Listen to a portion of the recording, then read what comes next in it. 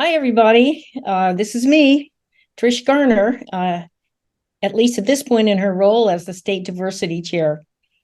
Right now, I'm actually in Atlanta for my husband's niece's wedding, but you're here for a presentation on DEIB for branches. Just do it.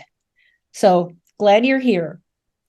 I'd like to start off by saying that I am genuinely gratified that I've been asked, how do we incorporate DEIB principles into our activities? I wish I had an easy answer to that, I'll tell you. I can say it's a work in progress, note the air quotes. But that's where the opportunity part of this equation comes in. The opportunity to learn, to understand, and connect. The very most important step is to just do it. To affirmatively and with some regularity initiate conversations and activities at district and branch levels about what DEIB means for you and what you will do to act on your conclusions, no matter how big or how small. DEIB challenges and opportunities will likely differ between branches. Say, while we may share a common AAUW mission, Salem is different from Ashland and Portland and Pendleton and Seaside. Different histories, experiences, community groups, socioeconomic situations. So what is right for you and your branch might not be what's right for another. And it doesn't have to always be so serious, so soul-searching, although there's plenty of room for that. I think it's important at this point to go over once again, what is DEIB? I understand you are probably tired to the point of, ad nauseum, hearing about this. But as you embark on thinking how to embed these principles, it's good to give a good think about these words, to be followed by discussion and action. So, diversity. It refers to all aspects of human difference, social identities, social group differences, including but not limited to, and I'm going to list here, because I think a lot of times folks, say, well, we're just talking about racial. No, a lot more than that. Obviously, includes race, ethnicity, creed, color, sex, gender identity, socioeconomic status. I'm keeping going here. Language, culture, national origin, religion, spirituality, age, disability, military or veteran status, political perspective, and associational preferences. All these categories and, bunches more are part of diversity. Might even be fun for you all to add to the list as you talk about it, meet about this in your branch. Diversity, though, is less about what makes us different and more about understanding, accepting, and valuing these differences. Okay, so that's diversity. Equity refers to fair and just practices and policies that ensure all community members can thrive. Equity is different from equality in that equality implies treating everyone as if their experiences are exactly the same. And we know that's not the case. Inclusion refers to a community in which all members are and feel respected, regardless of their differences, and have a sense of belonging and can participate and achieve to their full potential. Belonging, a sustained, and I'm going to underline sustained practice of creating inclusive environments, which is necessary for success. Well, if that's what DEIB is, what isn't DEIB? It is not a membership expansion tool. It is not trying to attract new members from diverse communities and exposing them to what we do and how we do it. Although this effort comes from a place of good intent, it's asking others to be us. And that's where the belonging part of DEIB, to my heart, belonging is the heart of what we're talking about here. Again, belonging is about being accepted for who one is, feeling happy, comfortable, welcomed. That may not mean a meeting where everybody is quiet, obeys Robert's Rules of Order, and knows or is comfortable with honoring a president, vice president, treasurer, secretary hierarchy. DEIB is about reaching out and engaging with others with whom you might not be familiar, learning from others about how they can engage and you can engage. Are there Latino or Native American groups in your area? How about a local AME church? I'm referring to African Methodist Episcopal. Interesting that might be. And I'm going to quote Brene Brown, an author, and you can look her up on the internet, Brene Brown. And her quote is, "True belonging doesn't require you to change who you are. It requires you to be who you are." And I love her website. She states, the big title when you first roll up to the page, "Keeping it awkward, brave, and kind." Now, is that awesome or what? I just love it. Hopefully I can be awkward. Maybe down with the awkward, but anyway, brave and kind. So another thing DEIB is not, and that's shaming, blaming, or frankly, even training. We all come from different life experiences, and we're at different places in our lives. The last thing we want to encourage is the kind of corporate training where everyone nods and says, yes, bobblehead, that reference, bobblehead, yes, knows all the right language, all the right words, and does that without really genuinely engaging with DEIB and what it means. So no shaming, no blaming, no training, but engaging. Here's an example, one that might be a little bit closer to home. How about applying a DEIB lens to AAUW? In that regard, why does AAUW only accept college graduates as members? Now, there's a discussion, and not everybody might agree, but it would be an interesting discussion.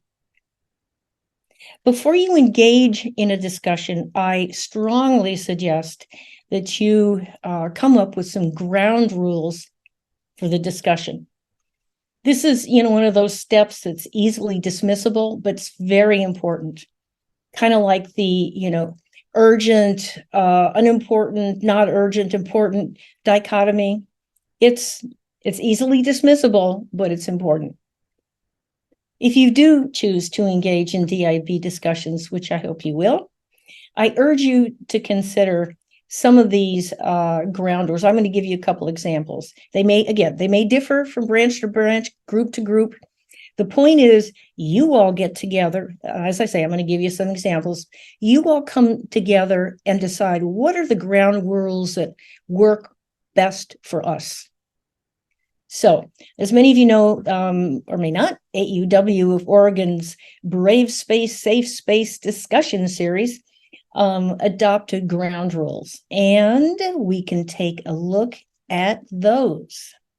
Here are the Brave Space, Safe Space discussion series. And really, the group got together. I had a couple suggestions, but there was genuine discussion. No, not this. We got to add this, And even after we had a preliminary draft, a couple folks said, I want to take a look at it and, make some other suggestions. They did. I was delighted to see it. And then we, sent it to everyone who'd been there to the meeting and actually beyond. And this is what we came up with. I'm not going to go over each and every one of them. If you want this, I can certainly, send it to you. Confidentiality is important. Active listening is critical. engaged listening, not just kind of sitting there and let's see, what time is it? And I got to do the recipe tonight. Who was coming over tonight?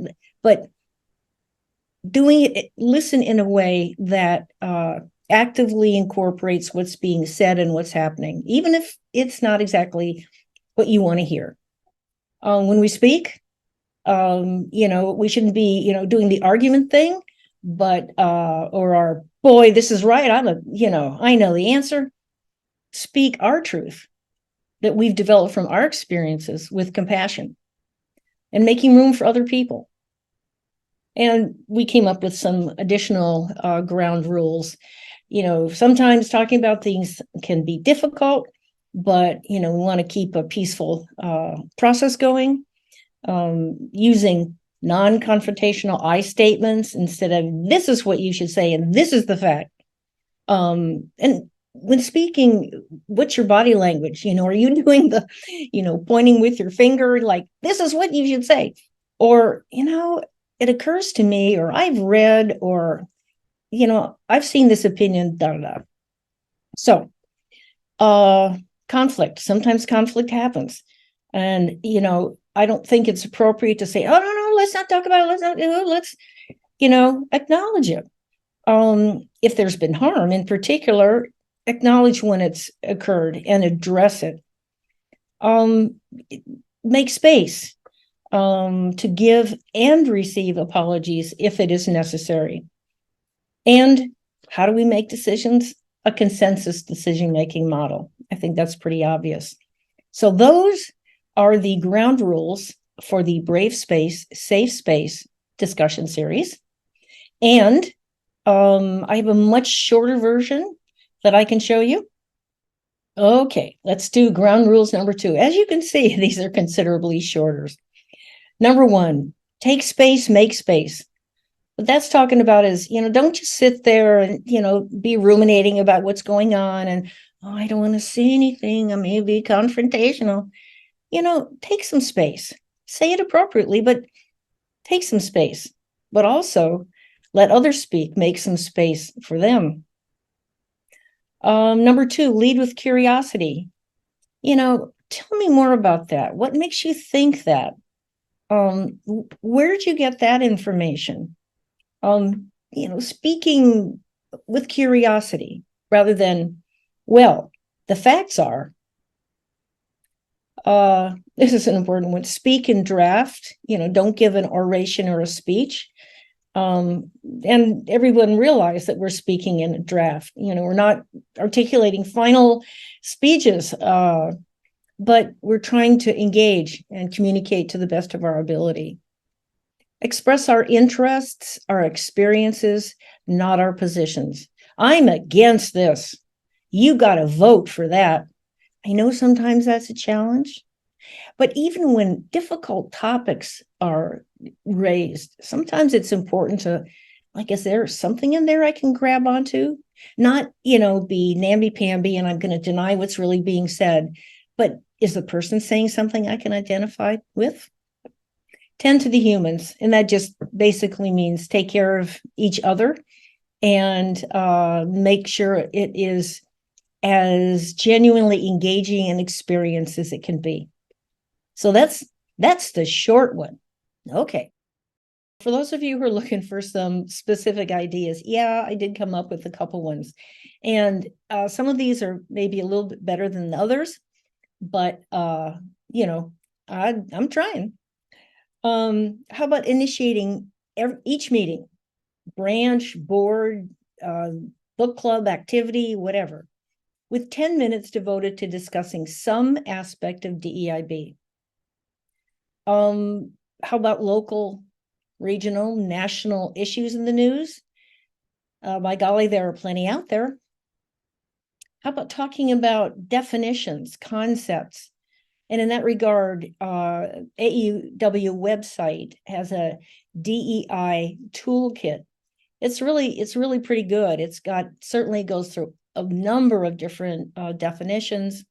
There are videos, workshop type stuff. There's even some stuff that I did. Feel free to disregard all those. I won't tell you which one I wrote.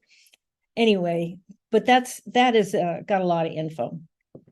How about telling a personal story that raises DEIB issues, like sexual harassment, health issues? Another one, host a DEI focused, DEIB focused lunch and learn event. How about a community DEIB focused lunch and learn event where maybe the other folks talk? Anyway, there are games out there. I find them kind of hokey. You can look on the internet. I'll just give you a couple examples. There's the privilege walk, like, standing or sitting, or I guess it works standing. You step forward after a statement or step back. Like, if you're Indian in origin, step forward. If you come from a single parent background, take a step back. If you've ever faced sexual harassment at the workplace, step forward or step back. I think you get the idea. You can kind of come up with some different possibilities. I've also seen one where three people face each other and kind of do, face forward and face back, or you can, again, do it with the whole group. Can you believe diversity bingo? So, you make a bingo thing, and so someone calls, okay, of African descent, boom. Hispanic, boom. Accident survivor. I speak more than one language. I've got tattoos, maybe even plural, more than one tattoo. I don't know. I've read at least 2 books on DEIB. I'm a child of immigrants. I'm a part of the LGBTQ community. Single parent. I am or was the child of a single parent. I was born in a foreign country. Anyway, I think you know how to play bingo. I don't have to tell you how to do that, but be creative. Okay, I'm still rolling. A diversity movie night, along with an international potluck dinner. And invite me. Anyway, add, quote, a great read from the DEIB committee, end quote. Article, a great read from the DEIB committee article in each branch newsletter. It does not and should not have to be a book. As a matter of fact, you can just, mention an issue. I have a pile of New York Times and Washington Post and other articles that are bound to get just about anyone going. Just let me know if I can provide something on any given topic. Be more than happy to provide it to you. There's another one, and it's an important one. Discussion about the role of a branch DEIB committee and or chair and a DEIB plan for the branch. Again, this doesn't have to be huge, but do it and do it with some regularity. If you're planning an event, consider, what are we trying to do? What is the program or issue? Are we making any assumptions? Who are we assuming will be interested in attending? What barriers to attending might there be? Like venue accessibility, timing, price, and so on. Are there any holidays we need to avoid? How will we ensure all attendees feel welcomed and valued? Not just our way, but genuinely welcomed and valued. How about beginning with a DEIB icebreaker, like, I don't know, using paper or just, verbally answer these questions. I am ... I am not ... and then share them. See what happens. It also helps y'all get to know each other, which is kind of, after all, the point. We're trying to get to know each other. In communications, how do we ensure that our communications, like newsletters and so on, takes place in an inclusive and culturally sensitive manner? Are we having pages and pages and pages and pages of text? Is that something that's, going to meet with the approval of, shall we say, the younger community? Are we showing multiple viewpoints? Who will see themselves in our communications? Do our websites show people of color and of varied ages and abilities? Do we use language that is inclusive and welcoming? How great it would be to include, a picture of the latest activity where you got kids and people of color and, our members. Awesome. Inclusion and representation in general. Who's included in the process of representation? What really should it look like? Is there someone who's not included? Are we intentionally engaging multiple perspectives? Is there something else we should be doing differently about representation in general? And then, of course, there's the favorite measurements. What are the measurements that might help us know that we are actually on the right track? And that's our track, not necessarily someone else's track or other branches' track, our track. Last, but hopefully not least, feel free to ask me for help, to express concerns, frustration, joy. You might want to listen to the Brave Space Safe conversations. We're having those essentially on a monthly basis. The first Zoom event was Tuesday, September 26th. And Nancy will be getting a video of it, I think, when she can plow through everything else she has to do. And in that first session, and then the next one, we're looking into, we disagree. Now what? That next in the series is scheduled for Tuesday, October 24th at 7. And I thought about doing that because, I don't know if you've noticed out there, but there's some people who disagree and disagree strongly. So what do we do? Anyway, I'll be making a presentation and someone else will be joining me whom I think you'd be interested in, a representative from Restorative Justice Coalition, Sophia Solana. Anyway, after those two, I think the next in the series, I'm hoping to introduce something on LGBTQ+. I think there's a lot of confusion about that. So we hopefully will be doing LGBTQ+ 101. What is it? How is it? What are the strengths, challenges, etc.? And then I hope to do to discuss various topics related to wokedom, like maybe book banning. When can a professor be fired? I don't know. There are all sorts of options. And by the way, feel free to communicate to me, garner37@mac.com, and let me know if there are some topics on wokedom that you think might be particularly appropriate to, discuss in this kind of format. But, you could also do that in your branch, as long as you have, what kind of rules were they? Kind of branch rules? Yeah, there you go. Ground rules. Oh, even better. Okay. Anyway, hope this has been interesting. I hope it's fruitful. Thank you so much. Ciao.